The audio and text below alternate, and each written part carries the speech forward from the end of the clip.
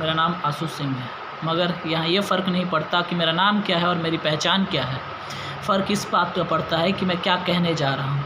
ये जिन्हें कहना चाहिए वो नहीं कह रहे हैं, इस कारण मुझे कहना पड़ रहा है। और इस बात को हर उस प्रशासनिक अधिकारी और हर उस व्यक्ति तक पहुँचना बहुत आवश्यक है जिनके हाथों में हमने शक्ति दे प्रदान करी है।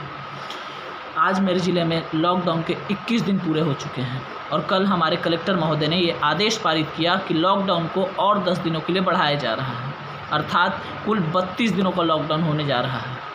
मैं जब भी ये प्रशासनिक अधिकारी कोई भी नया लॉकडाउन का नियम ला रहे हैं तो उनसे सिर्फ एक सवाल पूछना चाहता हूँ। जब भी आप कोई नया नियम ला रहे हैं, जब भी आप लॉकडाउन को बढ़ा रहे हैं, आपके मन में क्या उस एक बहुत बड़े तबके का विचार नहीं आ रहा है जो रोज़ कमाता है, रोज़ खाता है? यदि वह सुबह ना कमाए तो शाम का खाना मिलना भी उसके लिए कठिन हो जाएगा। क्या इसका ख्याल आपके मन में नहीं आ रहा है? आप कंटिन्यूसली बढ़ाए पड़े हैं। सर, बात की गंभीरता को मेरी समझिए। मैं समझ रहा हूँ आपकी बात को। अगर मैं कुछ समय के लिए समझने का प्रयत्न करूँ, लॉकडाउन आपने हमारी भलाई के लिए लगाया है।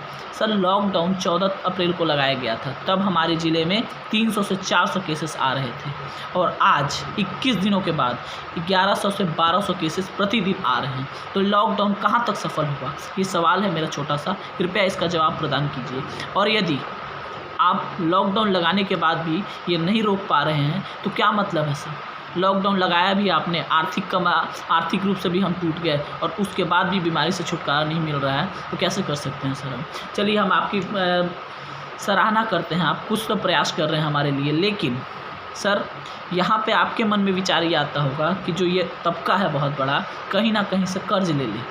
सर, इस तबके को कर्ज देने वाला कोई नहीं है। अब मैं बताता हूँ कैसे। सर, ये तबका जहाँ भी जाता है कर्ज लेने के लिए भी, तब उसे जिससे भी कर्ज लेने जाएगा तो उस व्यक्ति के मन में ये चलता है कि न जाने कब लॉकडाउन बढ़ जाए, न जाने कब मेरे घर में कोई बीमार पड़ जाए, तब मैं उस वक्त धन कहाँ से लाऊंगा। तो वो तबका भी धन देना नहीं चाहता है और अधिकतर नहीं भी दे रहे हैं। तो इस बहुत बड़े तबके के ऊपर अब खाने तक के संकट आ चुके हैं सर। लेकिन इस पर कोई नहीं बोल रहा। सारे नेता चुप हैं, सारे अधिकारी चुप हैं। सर, ये तबका किससे बोलेगा? किसके सामने मुख खोलेगा सर? मैं कितने लोगों को जानता हूँ, उनके यहाँ सर 7-7 फैमिली है, 5-8 व्यक्ति हैं, लेकिन उनके पास राशन के लिए पैसे नहीं बचे हैं सर। वो कर्ज के तले दबे चुके हैं। सर, कर्ज लेना कितना मुश्किल होता है किसी मध्यम वर्गीय या फिर गरीब परिवार के लिए, आपको पता है? वो सर अपनी नज़रों में गिर जाता है। तो इस बात पर विचार कीजिए सर। एक व्यक्ति कितनी बड़ी लड़ाई से लड़ सकता है, लेकिन सर अपनी नज़रों में गिरने के बाद वो किससे लड़ेगा? वो अपने आप से जीत सकता सर।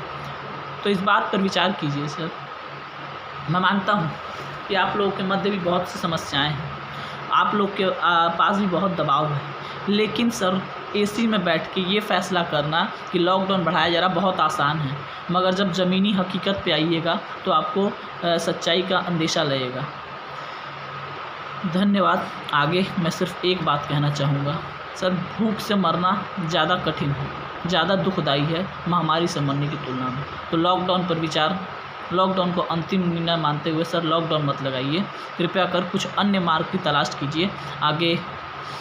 अब क्या, धन्यवाद।